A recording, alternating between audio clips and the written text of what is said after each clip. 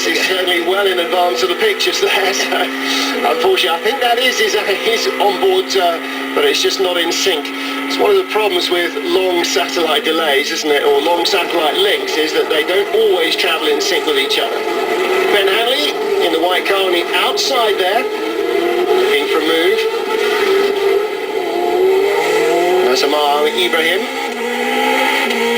No, Diego Nunes then, so right, okay. Our man from yesterday, our star from yesterday. Indeed, Diego Nunes not earning himself very many friends in the paddock by ruining most of the lead battles, and that's Senna finding his way back through past Luca Filippi. I think it is, yes. And again, forcing the driver in front to go too deep into the corner defensively. You hear a lot of talk about drivers using the racing line, and there's a perfect example. In a right-hand corner, you start out on the extreme left of the circuit, go right across to the right-hand edge, come right back out to the left. So if, like the driver on the left-hand side here, you are not on the extreme edge of the circuit when you start to go around the corner, then you run out of road on the exit if you're trying to carry the same amount of speed, because you start later.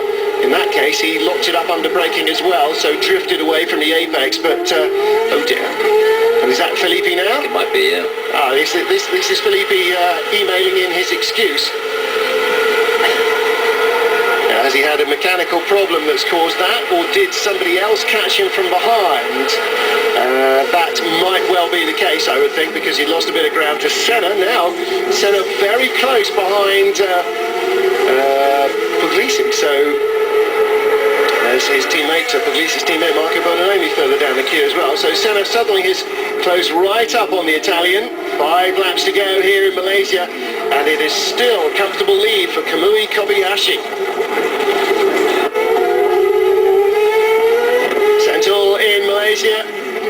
Beg your pardon, Sepang in Malaysia, of course. Kobayashi leading from Grosjean, Petrov, Lazetti, and further back for 8th place. This the battle with the blue and black car. Marcello Puglisi just ahead of Bruno Senna.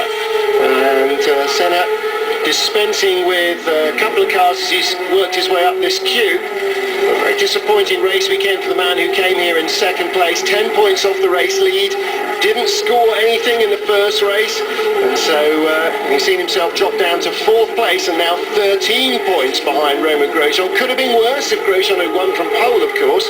He would have been pretty much uncatchable in the championship now in realistic terms, but at least it is still alive.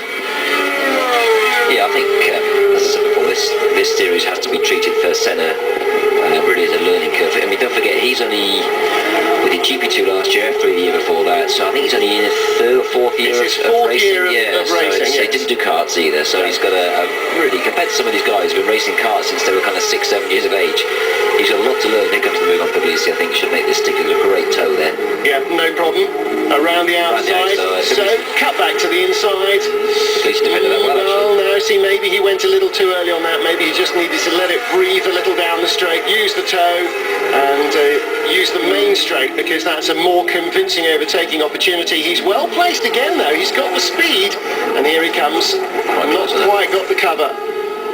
No, you're right. I mean, he's 3 full seasons of racing. He didn't race karts, and he's raced a few other extra bits and pieces, couple of Porsche Super Cup races and so on, a few races in Formula 3 in Australia at the beginning of the year 2 years ago.